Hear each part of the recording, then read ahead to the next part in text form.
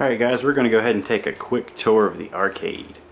And here's my McDonald's drinking glass collection. Alright, the basement. Let's turn the light on in the stairwell. Got my Ninja Turtles movie poster that I found at a thrift store. I think I paid $1 for it. And I got autographed Razor Ramon picture to Pat, whoever Pat is. I'm not sure who Pat is, but that's a great picture. Some Atari coin door stickers. Alright, down to the basement.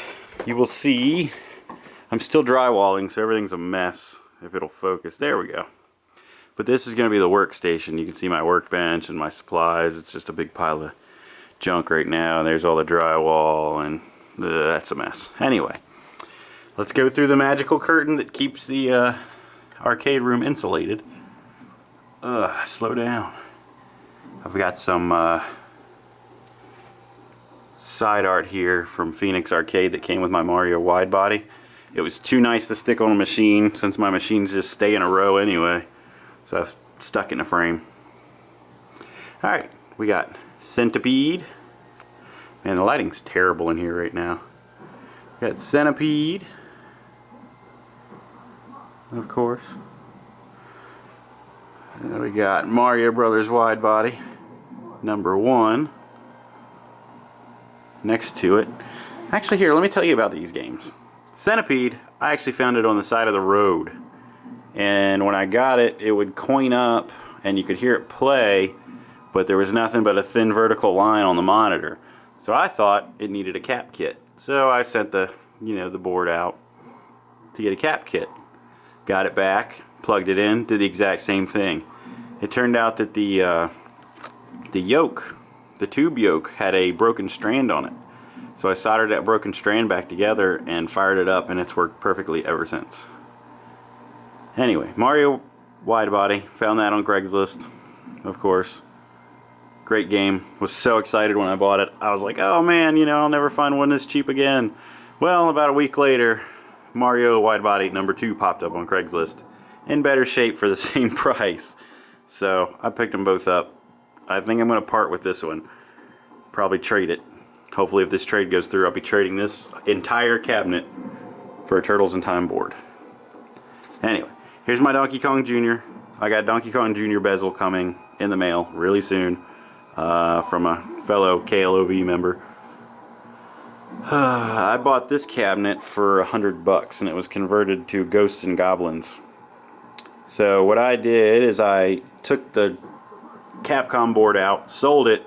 I think I got $160 for the board, which means I was plus $60 on the machine, in the green. Spent $50, got the marquee and the overlay on eBay for $55, shipped. In great shape. The bezel actually came with the Ghosts and Goblins. It was just turned around backwards. But anyway, right now I've rewired the connector, the edge connector, to run a 60-in-1 JAMA instead of Capcom until I can find a proper board set in my price range. We already talked about Mario Brothers. Phoenix over here, the marquee light is off because that marquee is garbage, like every other Phoenix marquee in the world. But Phoenix, I traded a JAMA cabinet for this Phoenix back when I first started collecting. This is my Wrestlefest conversion I'm working on. It's a Blades of Steel cabinet. You can see it has a 19-inch monitor. I think it's 19-inch, yeah. But it looks pretty good. I mean, it occupies space well. It plays nice.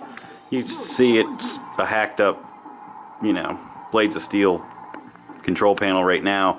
But I'm actually making another control panel that's a 4-player that I'm using my Turtles control panel as a base. So when we show you the Turtles machine, you'll know why it doesn't have a control panel. Anyway, got this Blades of Steel cabinet for free. Really solid cabinet. Had the monitor and the JAMA harness, power supply, everything. It just didn't have a board and didn't have any controls. So can't beat that. We got the marquee on eBay as well as the board on eBay. So right now I'm like $150 into this conversion. Miss Pac-Man. I had a Cubert that I turned into a 60-in-1 that was empty, and I traded it for Pac-Man and Miss Pac-Man. When I got Miss Pac-Man, it worked fine. I just had to do a little adjustment to the monitor. It still needs a cap kit, but I can't turn it off long enough to, put a cap kit in it because the lady loves her Miss Pac-Man. Okay, let's go over here And you can see the side art's great on both of them, other than the fact that somebody painted the Pac-Man blue, which I started to strip back down, try to get to the yellow, but you know, that's a project for a later date. Anyway, the Pac-Man does work, but it's turned off right now for some reason. I don't know why. But the overlay's pretty good. I mean, the art's pretty good. The bezel's horrible, and it has a Miss Pac marquee because it was converted to a Miss Pac-Man. But I converted it back, went to Twisty Wrist Arcade, which I should mention him more. You know, he gave me the speed chip. Well, he didn't give me. I bought the speed chip for the Miss Pac and everything to convert Pac-Man back to Pac-Man. And he helped me get my Mario Brothers, my first Mario Brothers, taken care of because the sound did not work. So he got me the ROMs and everything for that. But here's my Turtles. It has a Turtles in Time marquee. It had it when I got it. The game does work, but like I said, the control panel's off, so I can make a copy of it for my Wrestlefest conversion. Side art's not too bad. Anyway, Turtles is a great game with more than one person, but if you play it by yourself, it gets kind of redundant. Let's take a step back here, and you can see I have my game set up, starting a row right there. I can fit 12 games comfortably. I think I'm going to get rid of that wood stove, put my pinballs over there, and maybe, you know, somewhere like a, I don't know, a diner booth or something maybe. Not one of the cheesy 50 ones, one out of like a Pizza Hut or something. Here's my Craigslist couch with my Pac-Man blanket that I got at Goodwill for, I think, like $5. And my Craigslist chair, my Tom Servo, one of his rockets broke off the front. I have to glue that back on. Can't live without your Velvis. My $350 TV that I bought because it was the display model at Target. It's 47 inches, which I was excited to get that. I painted my walls. On this side, Donkey Kong blue, and the wall on the other side is Donkey Kong Jr. orange. I got my Mario mural over here that I painted next to my high score board, chalkboard thingamajig that I painted with the chalkboard paint, which worked out pretty good. You see my daughter drew all over the wall, but that's okay. That's okay. We love her. This was a side of the road score, my desk that I'm turning into a snack area.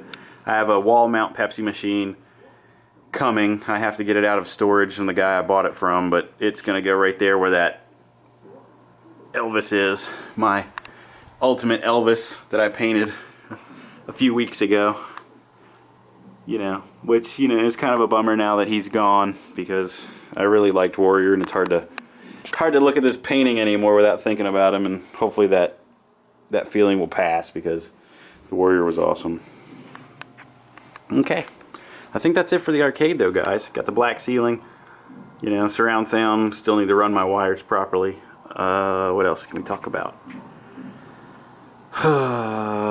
Actually, yeah, we're gonna get into this restore. Maybe I'll do some videos of my conversion to a proper 4-player Wrestlefest. Not so detailed like John's arcade videos, but you know, still pretty detailed. Alright guys, I guess that will be it for now, and hopefully I'll be able to update, you know, arcade progress as we go. Thanks for checking it out, guys. Talk to you later.